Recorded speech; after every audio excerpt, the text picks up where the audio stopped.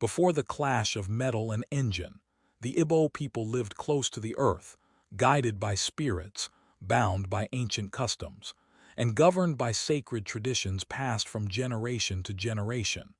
This is the story of ancient Igbo traditions, the forgotten roots of a mighty people.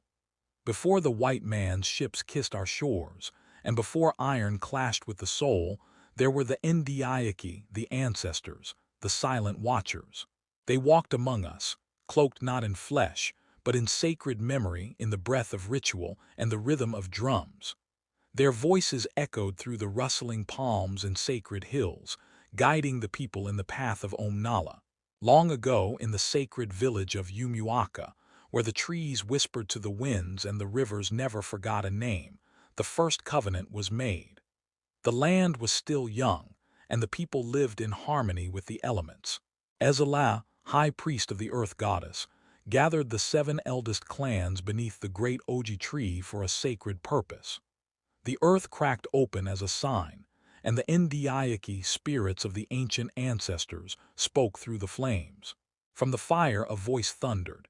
You, children of the red soil, are bound by spirit and dust.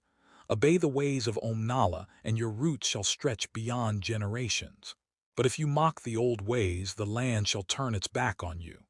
From that moment, laws were etched into memory. Every rite, every greeting, every kola nut split became a sacred bond between the people, the land, and the unseen world.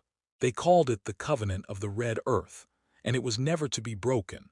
Villages grew stronger, harmattan winds were blessed, the yam harvests tripled, and no child died nameless. The ancestors walked in the wind and danced in the firelight. But the covenant, like all things sacred, demanded vigilance. Among the clans, a child was born beneath an eclipse.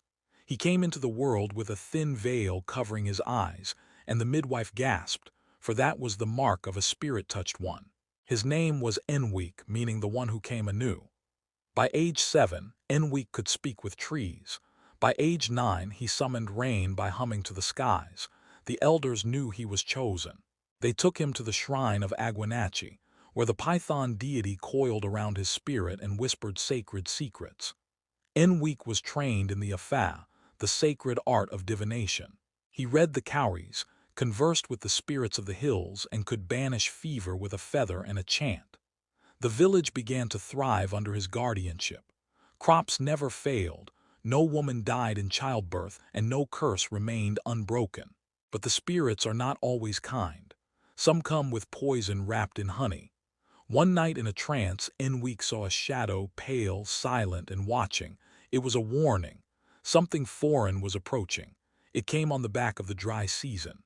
A pale stranger wearing metal skin and holding a strange book arrived at Umuaka's edge. He did not bow. He did not greet the earth. Instead, he spoke of one God above who needed no sacrifice, no drumming, no masquerades. Some of the young men were enthralled. They abandoned the festivals, mocked the Egungun, and stopped pouring libation. The sacred Ofo, the staff of justice, was knocked from its place in the village square. A child spat on it.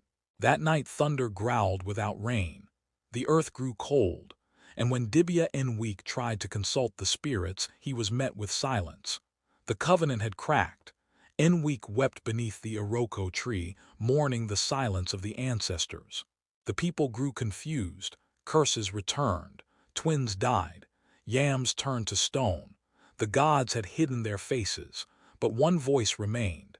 Eneni Equium, the oldest woman in Umuaka, keeper of forgotten chants, remembered what the young had forgotten. When the masquerade dances, she said, the ancestors awaken. She called a secret gathering in the forest. By moonlight, they carved masks anew. They sang songs the hills had not heard in years. They brewed palm wine from old trees and taught the children how to greet the land. On the third night, under a blood moon, the Egungun came.